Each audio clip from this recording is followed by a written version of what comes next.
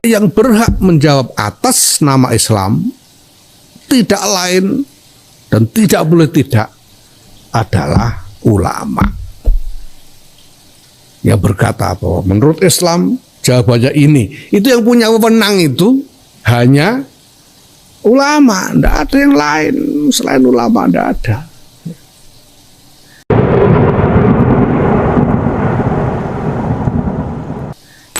Perhatikan siapa yang diseru oleh Hadratus Syekh di sini. Faya ayyuhal ulama.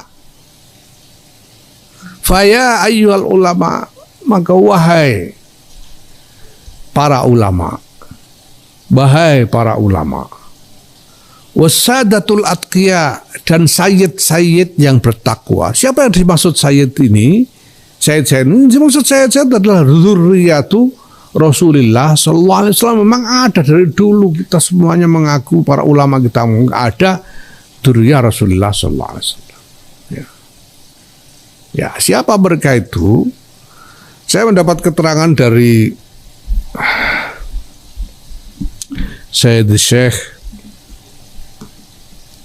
Kiai Maimun Zubair tentang hal ini. Saya sudah pernah sampaikan, ada di YouTube sudah itu, saya lihat tempo hari itu. Jadi ada ahlu baiti Rasulullah, ada alu Rasulullah, ada dzurriyyatu Rasulullah, ada itratu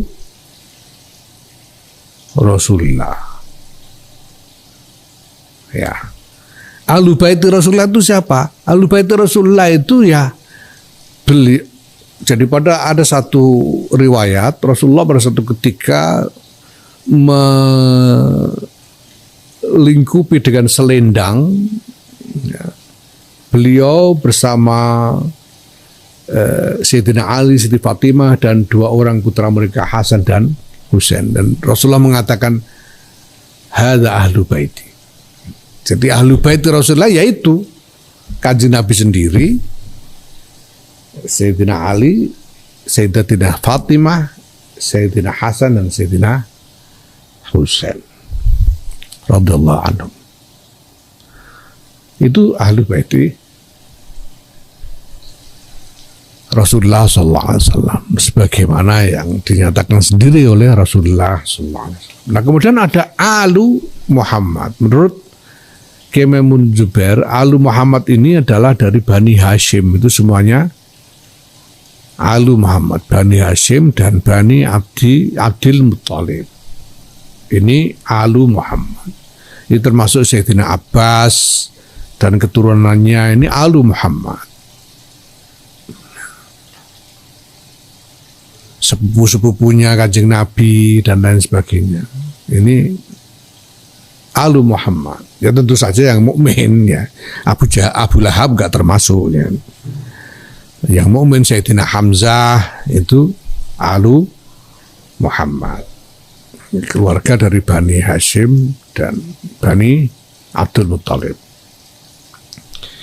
Kemudian ada dzurriyyatu Rasulullah sallallahu alaihi wasallam. Siapa dzurriyyatu Rasulullah ini? Siapa saja yang lahu nutfatun nubuwah. Siapa saja yang punya garis keturunan baik dari laki-laki maupun perempuan, itu dzurriyyatu Muhammadin sallallahu alaihi wasallam. Kita tahu bahwa kalau yang diklaim sebagai keturunan Nabi yang terkenal sekarang ini adalah dari keturunan Sayyidatina Fatimah. Ya, itu berarti perempuan. Yang dihitung itu dari nasab, dari jalur perempuan. Ya. Makanya nggak dibilang dzurriyyatu Ali, nggak dibilang dzurriyyatu Ali karamallahu wajhan, dzurriyyatu Muhammad, walaupun dari perempuan Siti Fatimah. Dan putra Siti Fatimah yang kemudian punya keturunan itu bukan cuma Sayyidina Hasan dan Sayyidina Husain, ada yang lain, ada Ummu Kulsum dan lain-lain yang punya keturunan juga. Kemudian Kiai Maimun juga menyebut Siti Ruqayyah dan Siti Zainab itu juga ada keturunannya. Ini semuanya dzurriyyatu Rasulullah. baik dari jalur laki-laki maupun perempuan. Ya, makanya saya katakan bahwa kiai-kiai di Nusantara ini insya Allah dzurriyyatur Rasulullah semua gitu. Karena dari dulu ada tradisi campur yang tidak karu-karuan, yang sudah tidak ada lagi parameter bahwa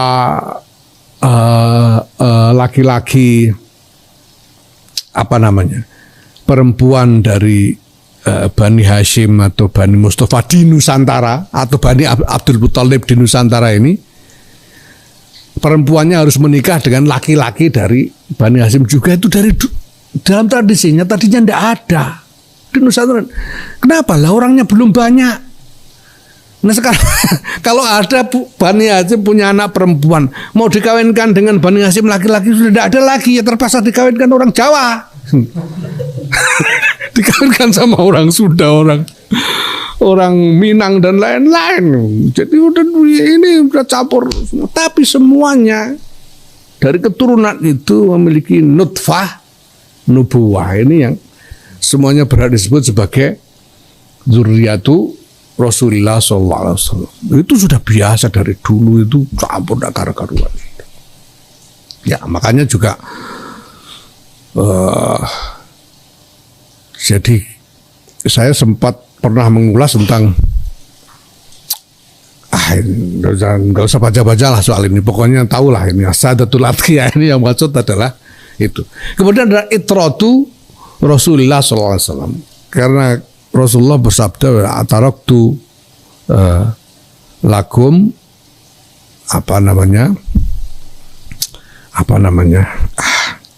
pokoknya aku meninggalkanmu dua hal, ya. Ya tamassaktum bima lam tadil. Kalau kalian berpegang teguh pada dua ini, kalian tidak akan sesat. Yaitu apa? Kitabullah wa itrati. Rasulullah, kitabullah wa itrati. Kitabullah Quran wa itrati, dan itrahku. Kalau kama qala sallallahu alaihi wasallam. Nah, itrah ini menurut Kiai Maimun adalah keturunan Rasulullah yang dari generasi ke generasi ini alim semua. Sampai ke Sayyidina Ali karramallahu wajhah ini, sampai itu alim terus, nggak ada yang goblok, itu namanya itrah gitu. Kalau dari generasi alim terus itu baru itrah. Kalau ada yang goblok, ada yang nggak karu-karuan, ya itu bukan itrah namanya. Yang dipegang itu yang itrah ini, yang alim terus dari generasi ke generasi. Ya maka di sini dikoyidi, ulamanya nggak dikoyidi, ayyuhal ulama, titik, nggak ada koyid. Tapi wasadatul atqiya, dan sayyid-sayyid yang bertakwa, dikoyidi dengan atqiya.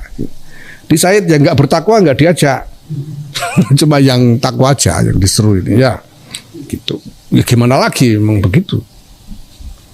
Min ahli sunnati wal jamaah, dari kalangan ahli sunnah wal jamaah, ahli madhahibil a'immatil arba'ah, dari kalangan ahli madhabnya imam 4. Antum, anda semua, qad akhadtum, telah mengambil anda semua al-uluma, ilmu-ilmu, mimman, dari orang-orang qablakum sebelum anda, waman qablakum, dan orang-orang sebelum anda, mimman qablahu, dari orang-orang sebelumnya.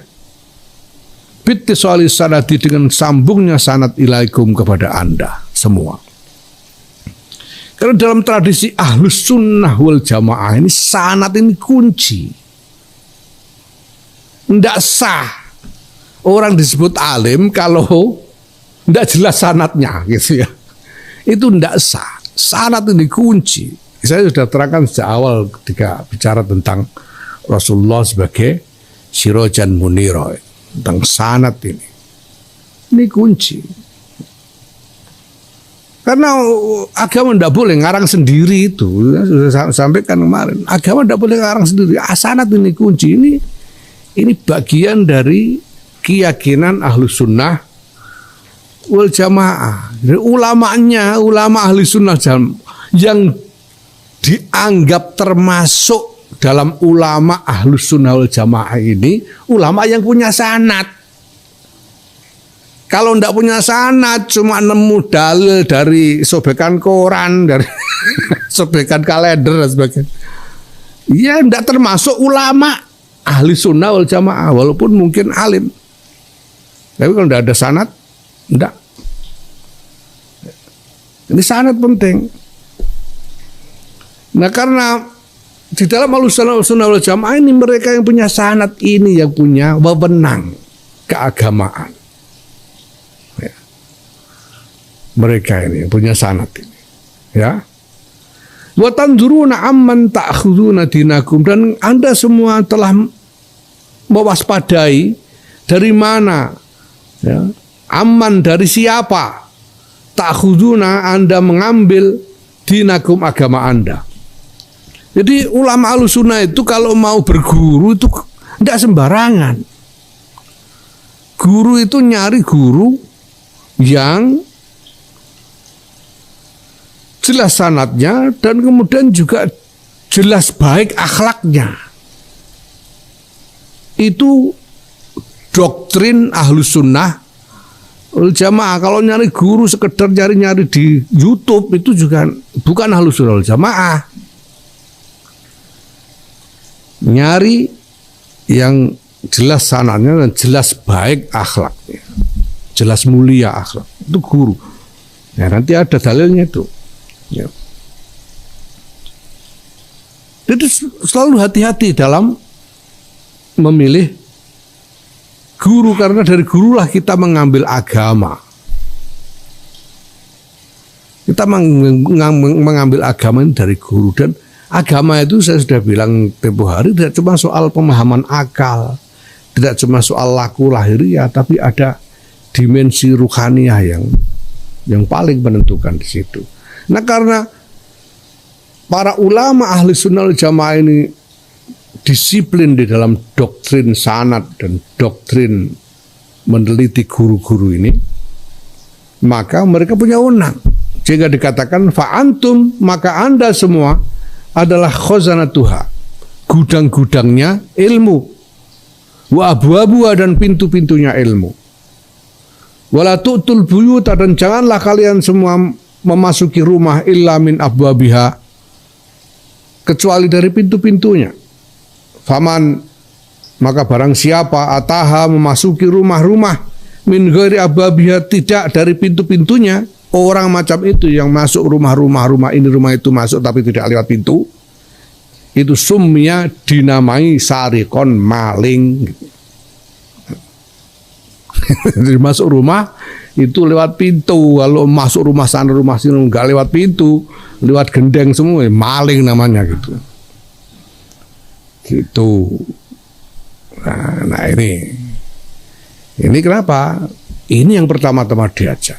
Karena yang dibutuhkan oleh dunia, oleh umat adalah jawaban dari agama. Dan yang berhak menjawab atas nama agama itu sekali lagi adalah ulama. Maka Hadratus Syekh Muhammad Hasyim Asy'ari memulai semua ini dengan menyeru para ulama.